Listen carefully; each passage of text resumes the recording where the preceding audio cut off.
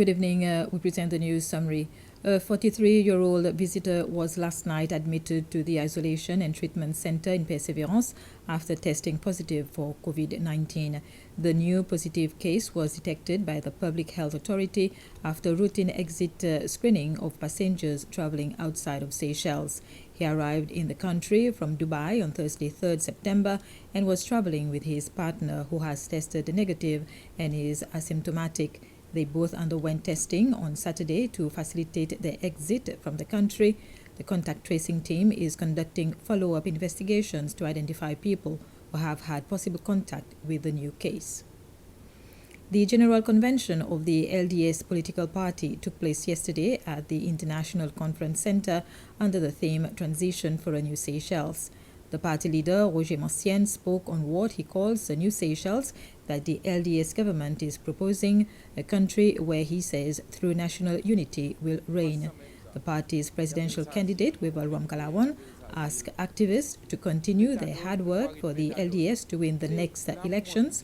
He also rejected allegations that the LDS will end the methadone program for those under the influence of drugs. The vice presidential candidate, Ahmed Afif, spoke on improvements they expect to make in various sectors, including health, education, transport, and tax services. Following the statement by singer Desperately William in the LDS Convention yesterday that former President James Michel from the U.S. party had told him to convey to Mr. Ramkalawan his support in the forthcoming elections, SBC News contacted the party for its views. The leader of LDS, Roger Mancien, said in a press release that the statement by Despili was a surprise to him and other LDS leaders and supporters.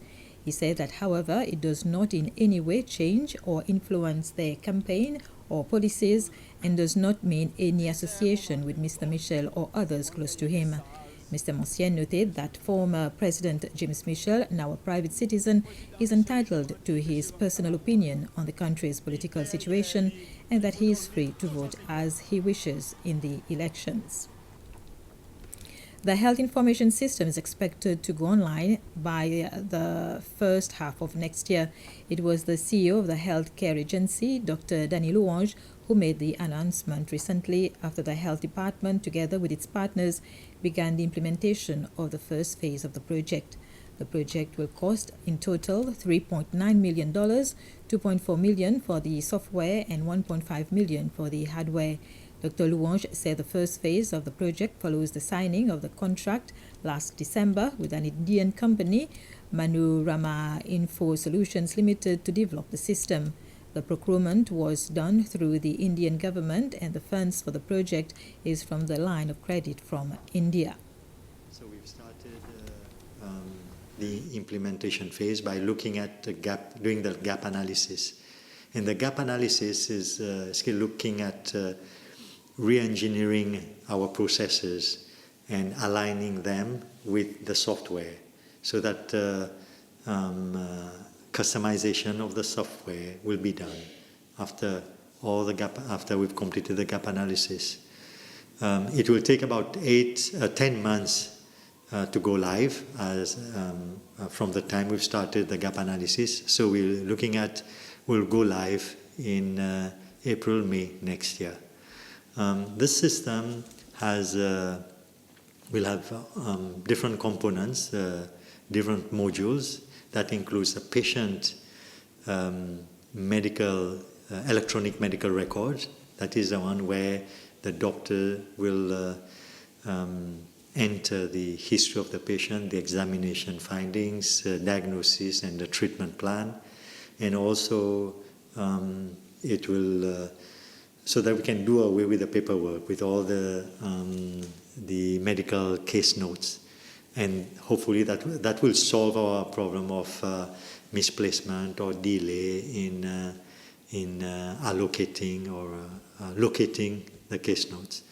But it also has the human resource module, the asset module, and multiple modules.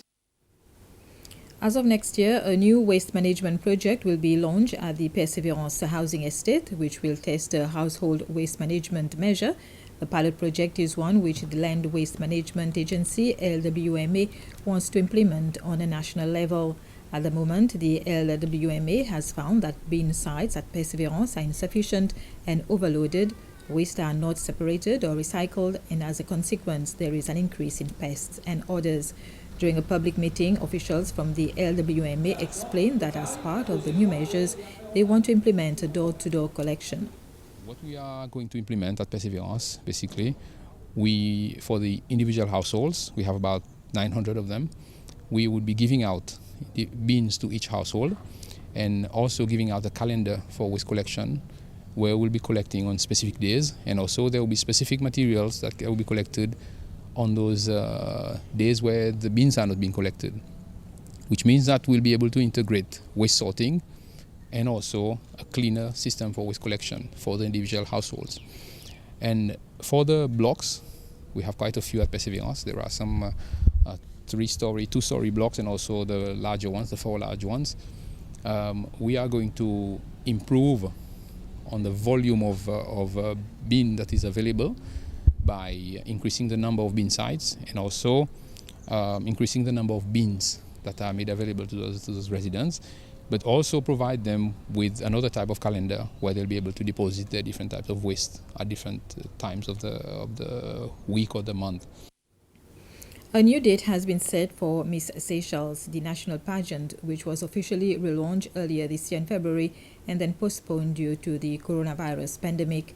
The organizer of the pageant, Beauty Empowerment Seychelles, have confirmed that the contest will now take place on December 12th at the International Conference Center. Beauty Empowerment Seychelles chairperson Stephanie Duval said that the pageant will take place under strict adherence to public health regulations. Until then, the contestants will continue to follow sessions to prepare them for the crowning day. This was the news summary. Thank you for your attention.